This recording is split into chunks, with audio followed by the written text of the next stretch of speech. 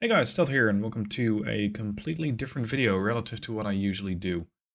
This is Ukraine War Stories. This is a series of graphic novels, and I am going to take you on one of these journeys, on one of these novels. It is set in the early months of the Ukrainian-Russian War. It tells the stories of the civilians trapped in Russian-occupied territory. Now, this is not exactly a game, but it was developed by Starny Games, and they reached out and asked me if I wanted to cover it. The stories that you're about to see or listen to, because you can just put this video on in the background, are by real events. They're based on real events. They're recorded, and of course they are somewhat dramatized to make it more effective. Eyewitness accounts and real events recorded in the area, condensed into one story. That's what it says on the Steam page. The Steam page, which I will link down below. Now, initially when I saw this come in, I wasn't sure whether I was going to cover it, so I just used the key that they sent me and had a look at the game. And then I thought, okay, I'm going to cover this because I was hooked. And this is maybe not the right word, but how should I put this? When we're playing war game, when we're playing any, well, let's say any RTS that involves urban areas, all the civilians are casually left out. All the impacts on real people, other than the enemy infantry, if you will, are easily left out. This is the other side of the occasion. Sorry, of the equation. This is the other side of the equation. This shows the horrors that the civilians experience. So, put this on in the background, and let me read you a story, if you will. It's going to take place in Hostomel, and the main character is Oleksiy. It's an evening in February. It was barely past 1700, but it was getting dark already. Spring was on its way in, but we were still getting early sunsets and cold nights.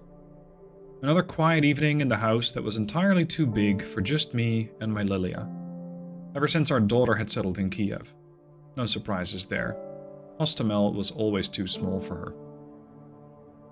Still, she kept in touch with us. In fact, that evening I was just trying to figure out a present from her. A smartphone. Well, I wasn't trying anymore. I delegated the task to the neighbor's girl, Milena Mirzoyan. Milena is a bright girl, top of her class at the medical university in Kiev. Much younger than my own daughter Katya. Barely in her 20s, quick-witted and full of life, unlike me, a tired old man. I've been an aviation engineer for 40 years before retiring, and yet these modern gadgets are beyond anything I've worked with. Now, my wife Lilia, she's the savvy one, but that evening she was preoccupied. "Oleksiy," she said in a worried voice. "Oleksiy, have you heard what Putin is saying? He recognized those republics in Donbass." She clutched at her chest. "Oh God, the Russians are going to invade." I looked over to see her watching a Russian broadcast on YouTube, and I could only roll my eyes. For the last few weeks, what Putin was saying was everyone's favorite gossip. That a big war was coming. That the Russians were finally going to invade in full force. That's why Milena left Kiev a few days ago and came to join her parents in Hostomel. Many people fled the capital in the last few days. It was as if everybody expected Kiev to be bombed off the face of the earth. "Lily, please, nothing is going to happen," I said, when I caught Milena's glance. She was afraid too. "Mr. Borisov, they've got so many troops on our borders, they wouldn't keep them there if they were just bluffing." "That's exactly how bluff works, child," I chuckled. "We have nothing to fear, because..." And this is where I have some options. The right time for attack has passed. Putin will try to annex Donbass at most. If Putin invades, the UN will eat him alive. Or he doesn't have nearly enough forces. I'm going to go with if Putin invades, the UN will eat him alive. Sanctions, sanctions. The last time Russians invaded, the UN put sanctions on them. If Putin invades now, the new sanctions will do him in. I tried giving the girls a reassuring smile. In retrospect, it may have looked a little smug. "You know, At least I took some first aid courses and stocked us up some gauze. That'll be useful, right, darling? She looked at Malena, who replied with enthusiastic nodding. You could have done something useful as well instead of buying more model planes. I just chuckled. I could tell she was worried. She didn't mean it one bit. Look, if you're so worried, I'll go get the car fueled up. Say, on Thursday? We weren't using our car much, except to buy groceries, so the near-empty tank didn't seem like an issue.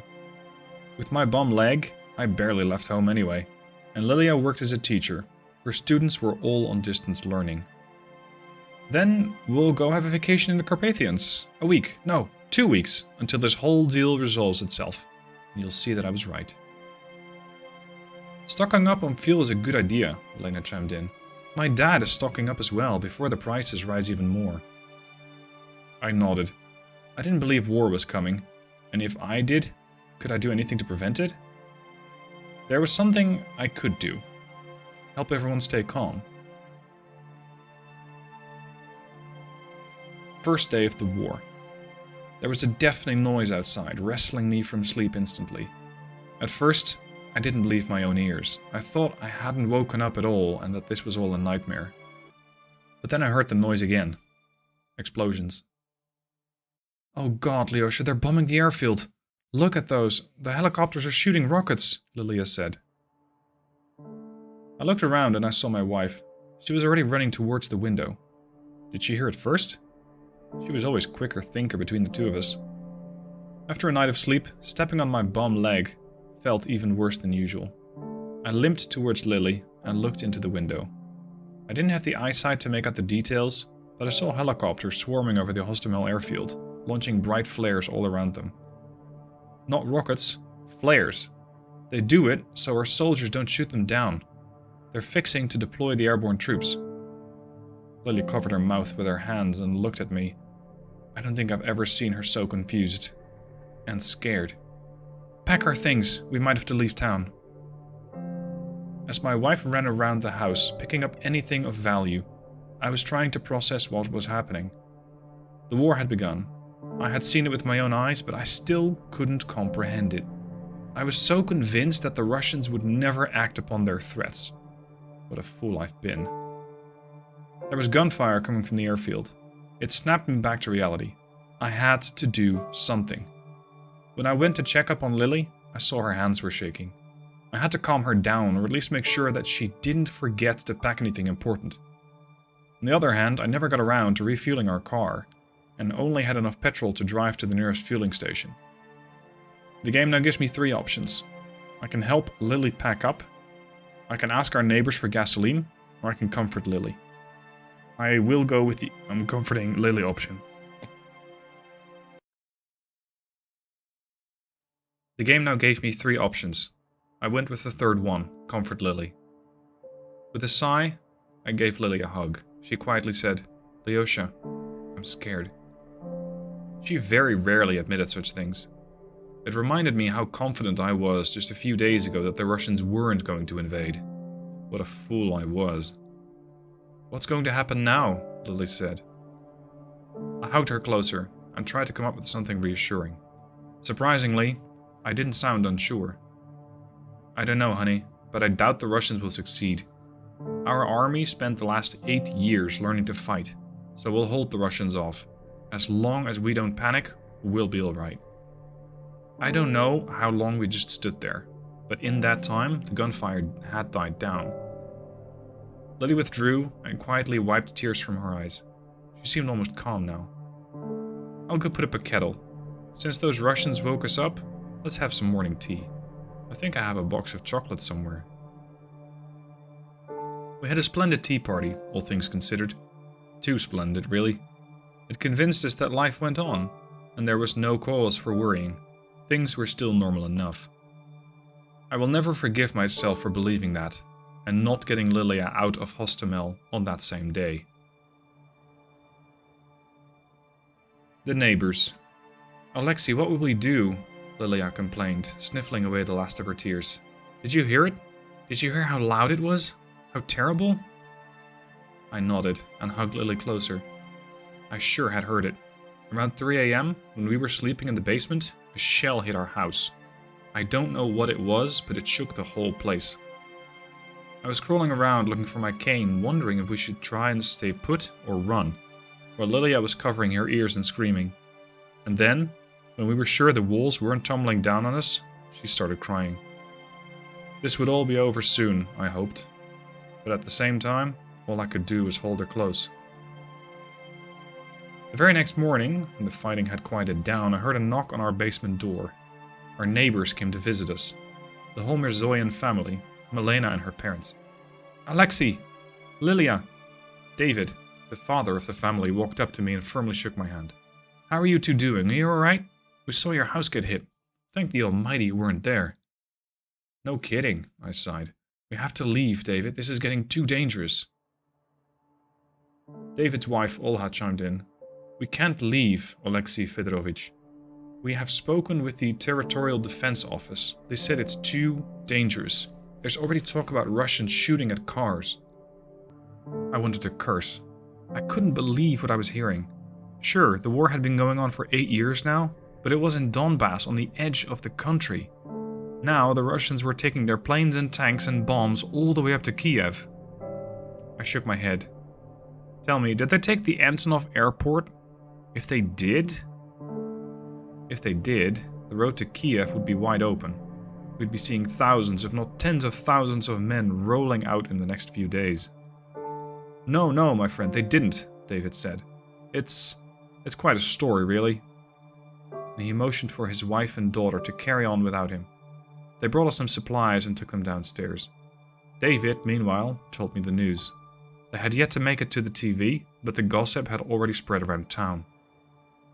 The Russians took the Antonov airport, but it's all shelled to bits, unusable. They won't be landing anything there, or using any of our planes. I gasped, and David cut himself off. He didn't need to continue. Maria too? Is it gone? I've worked for the Antonov Design Bureau for 40 years. Aviation was my life, still is, however little of that life is left in me. And nothing the Antonov Bureau ever made came even close to the AN-225 Maria. The biggest cargo plane ever designed, a marvel of engineering. Soviet, Ukrainian, it didn't matter. Maria was a treasure. I thought it was terrible waste that it was barely flown in our 3 decades of independence. But that day, I learned of a truly terrible waste. I felt a sting in my chest and clutched at it. David quickly rushed to support me. He helped me sit down on the ground. I couldn't talk at first, so he continued. What a rotten world, huh? I told my girl to wait out the war in Hostomel if it came. And now the war has come here. He reached into his jacket inner pocket, and before I knew it, there was a bottle in his hand. I was appalled at first. Drinking at a time like this? But David kept talking. Nothing is sacred to those Russians. Destroying Maria is bad enough, but you know what they do to the women? If the Russians get here, if they do, I can't calm my girls down and I can't protect them either. I don't even have a gun. He reached to uncork the bottle, drawing my attention to it. It was the finest Armenian cognac money could buy. The game now gives me 3 options. I can say, fine, let's go to your place though. I can say, save the bottle for a better time. Or I can say, maybe let's gather everyone for a drink. I'm going to save the bottle for a better time. Maria was a terrible loss. I didn't know what to think about it, but drowning my sorrow in alcohol was not an option. If David was so sure the war would only last a few days, I said, surely his cognac was better spent celebrating victory. David frowned, but he had to agree. He even told me to keep the bottle. That way, he'd be sure it survived until our victory. He wasn't wrong there. I barely drank, and we never kept any alcohol at home. So when I came to the basement to stash the bottle, Lilia had some questions. It's a gift from David Mirzoyan. He said we'll open it when it's time to celebrate our victory, I said. I didn't tell her about the Maria. Lily gave me a sideways look, but soon realized I was being honest. She smiled. That's a wonderful idea. Give him my thanks. The day drew to a close. and me and David were parting ways just before curfew. Shots were already ringing out somewhere far. The night, like the one before, was going to get loud. Suddenly we heard the sound of approaching vehicles. "What do you know? Our armed forces have finally arrived," David asked, and looked out onto the road. Then, his face dropped. As the armored vehicles rolled down the road, we could see a bright white Z painted on them. It's been an entire week since the war had begun. Just a week. An entire week. Time seemed to have slowed down, and every new day that came seemed longer than the last. Deep inside, my fear was growing. Fear for myself, my family, my home, my country. Fear for the future. We heard bombs exploding outside and wondered if the next one would hit us, and if we'd survive it. The constant wait for death left us with neither energy nor willingness to do anything. All we did was keep checking the news. I don't know what we wanted to see there, as good news were in short supply, but any information served to distract us from the horrors around us. That's what we were doing, sitting in our basement when my phone rang. Me and Lily flinched from the sound. The happy melody our daughter picked the ringtones sounded terribly out of place, sacrilegious even. It was David, our neighbor. "Alexei, hide your phone. The Russians are going around town, taking them away." He hung up, and I quickly hid the phone under the floorboards. David's timing was impeccable.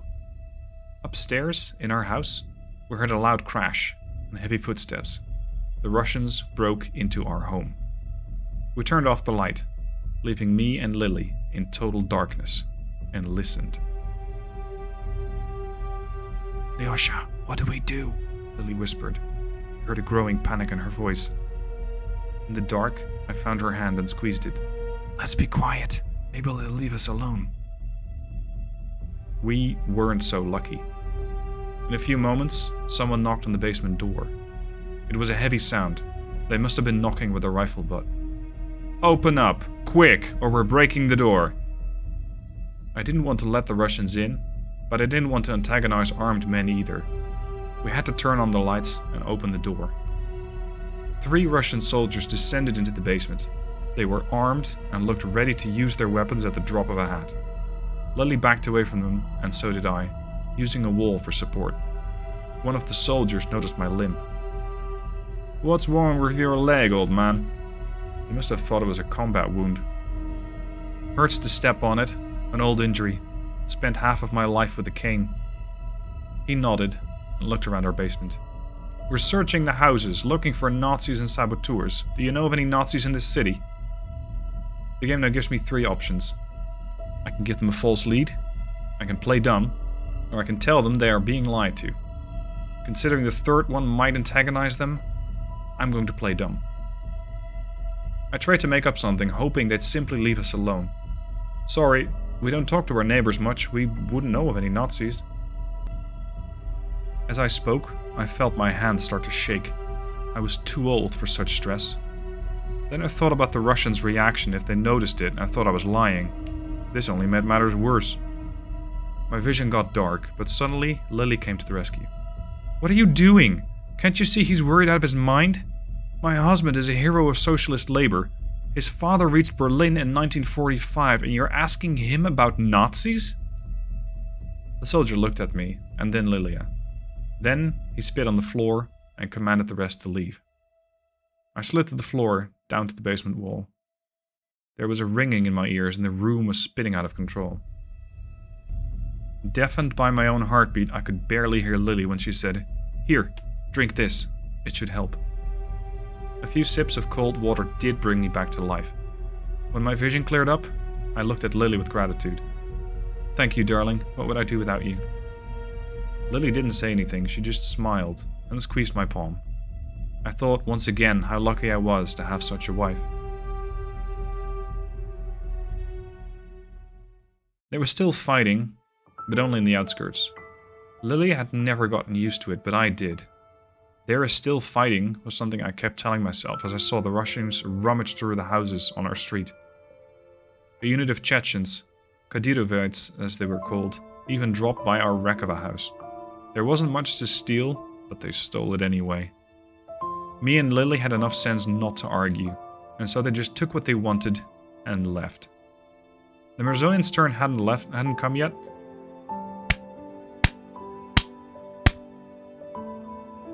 A unit of Chechens, Kadirovites as they were called, even dropped by our wreck of a house. There wasn't much to steal, but they stole it anyway. Me and Lily had enough sense not to argue, and so they just took what they wanted and left. The Mirzoian's turn hadn't come yet, but they would not be so lucky.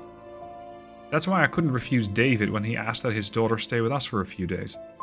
Me and Lilia were just a tired old couple, and with my leg, I wasn't much of a threat. The Russians were done with us. Thank you so much, Alexei.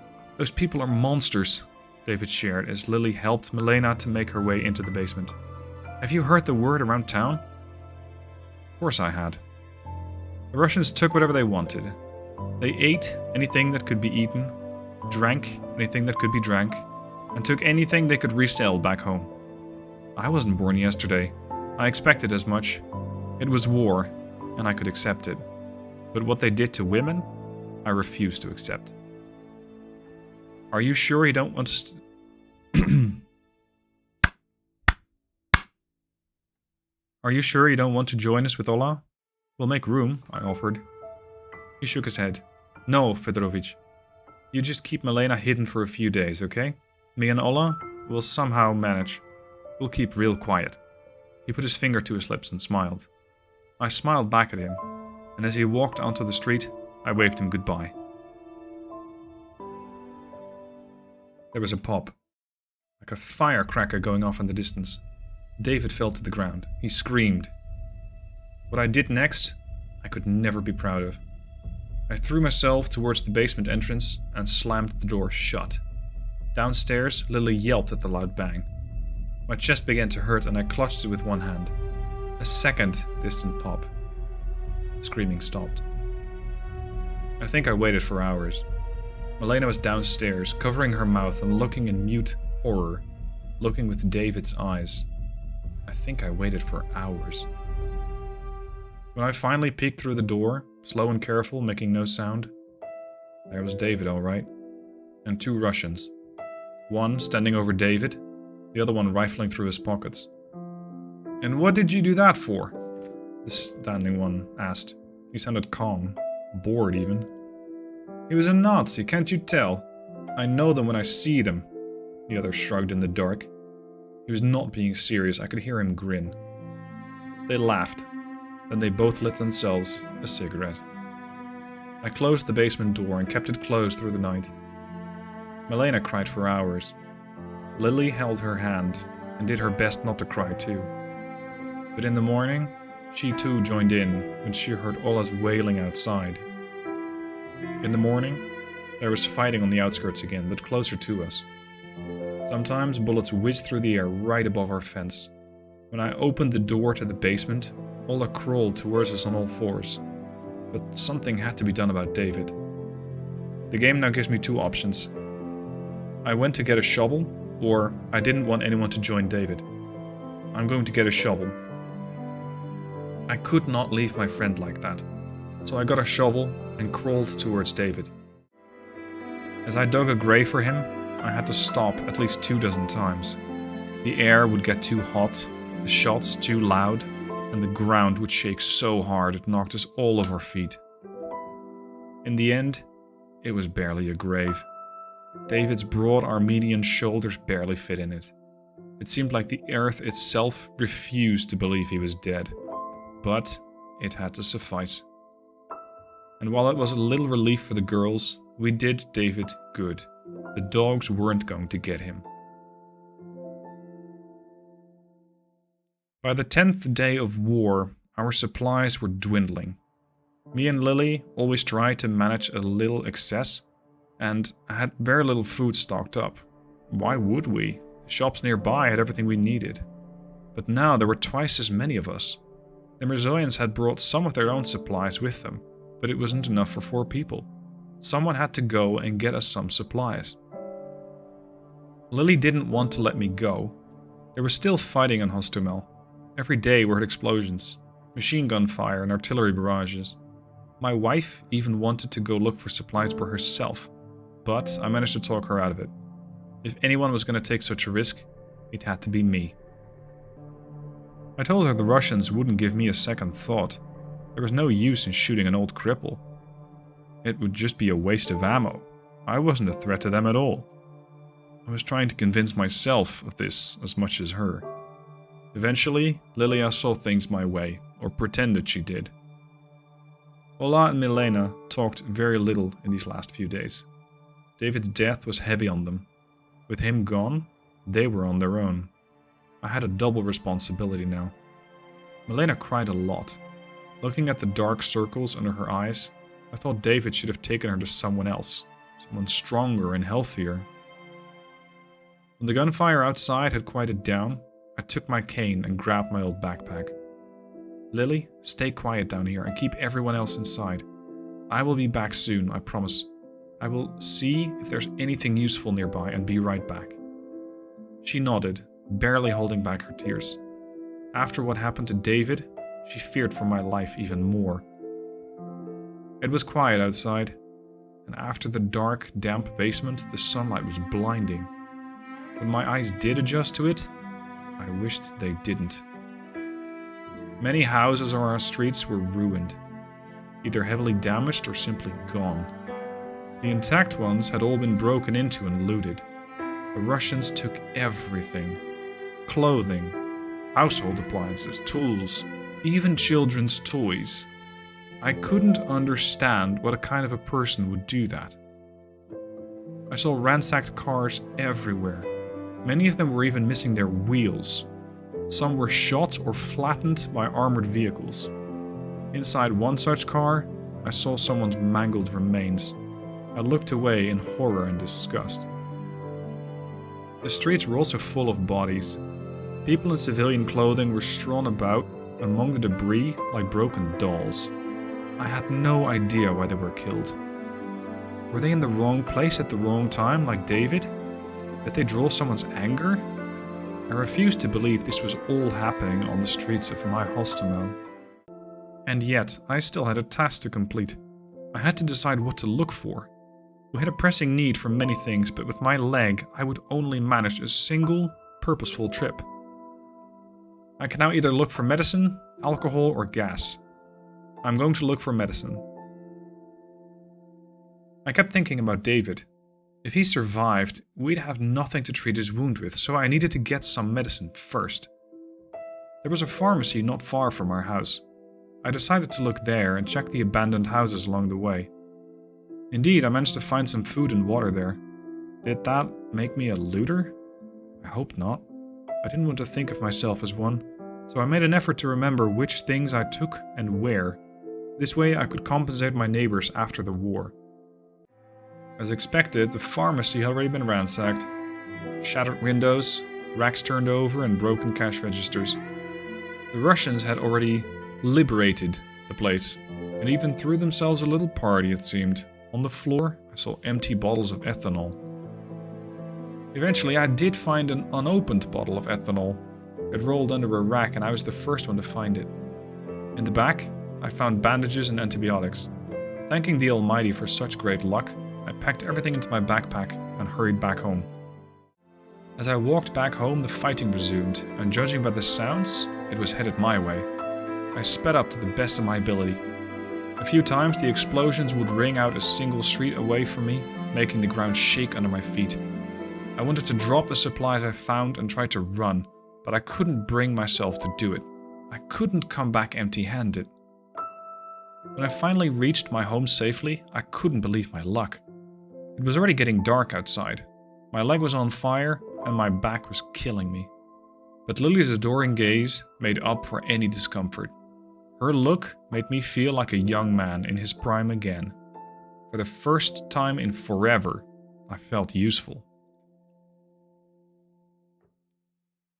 Mobile connection was down more often than it was not, and even then, we had to go outside to catch any. But even so, the gossip spread quickly around Hostomel.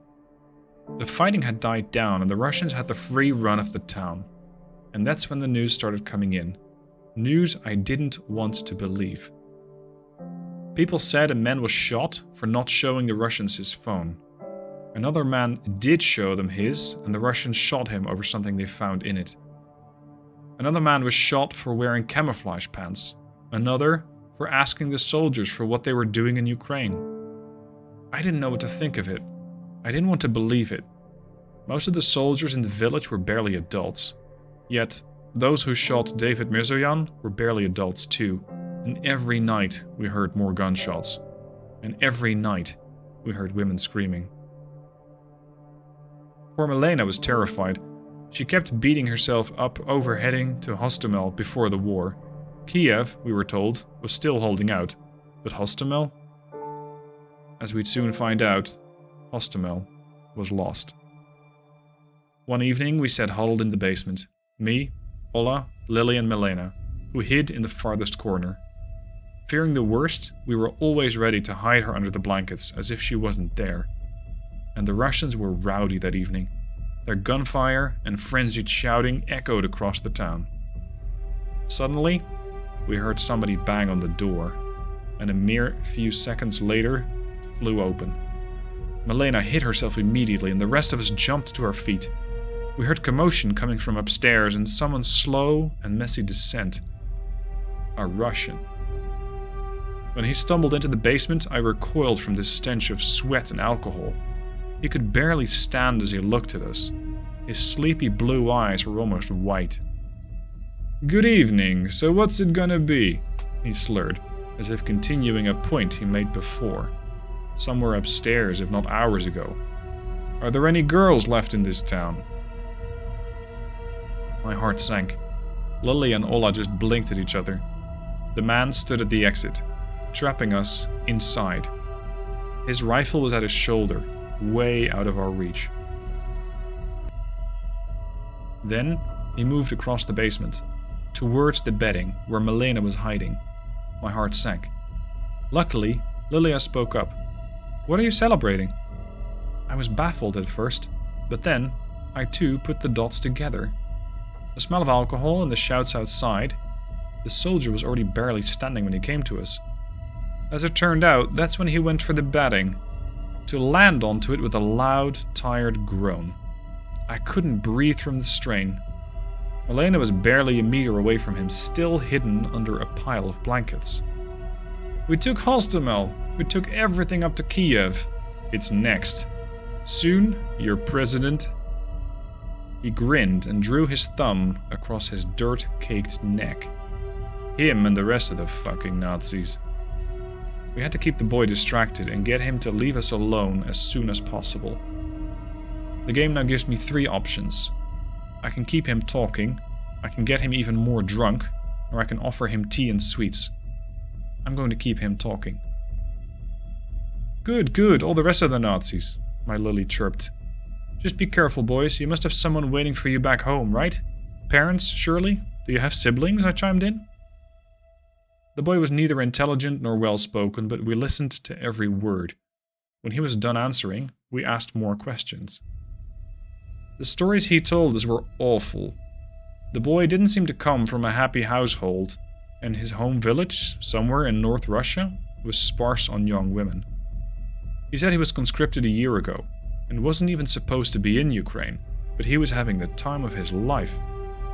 "Take whatever you want, eat whatever you want, fuck local girls, shoot every once in a while, and when I go back they'll give me a medal for it," he grinned.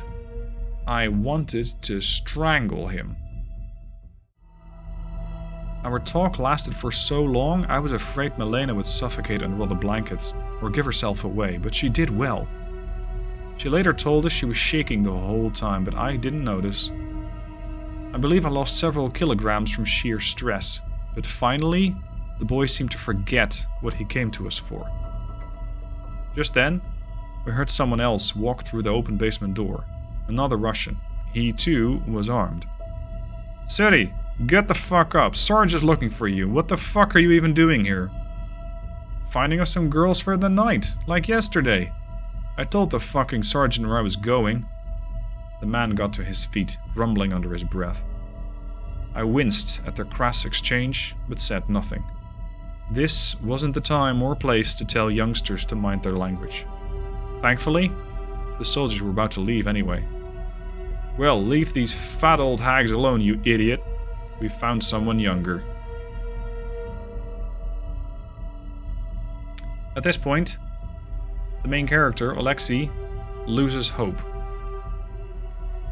And that is the end of the story. It took my hope a while to erode, but when it did, there was no going back. At first they promised the war would last for 3 days, then a week, then until the next weekend. Then the Russians took Hostomel and were already shelling Kiev.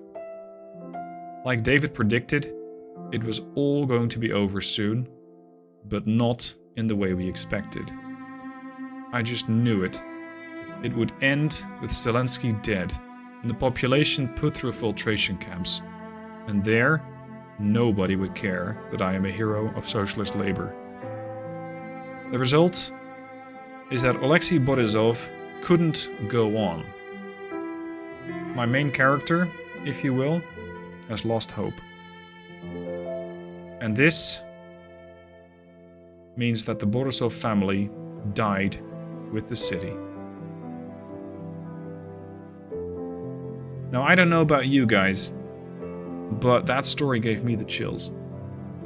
Like I said in the beginning, it is so easy for us, comfortably sitting at our computers, playing war games to forget what is happening on the ground.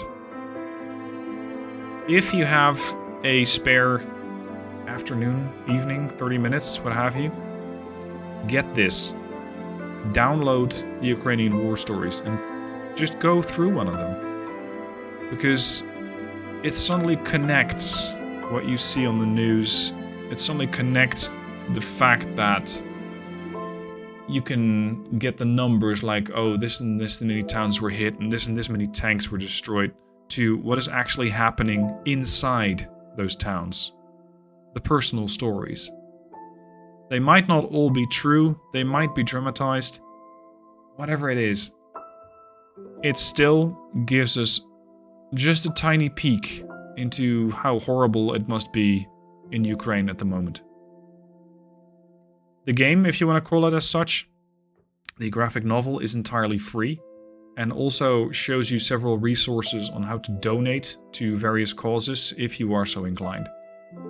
What you do with that is entirely up to you. Normally at this point I would say I hope you enjoyed this, but I think that is entirely out of place here. So thank you for listening this far, if you made it all the way here. I hope that it got a bit more real for you. And, well, it surely did for me. So thank you for listening. And if you'd like me to do another one of these, then by all means let me know down below in the comments, because I normally don't do stuff like this.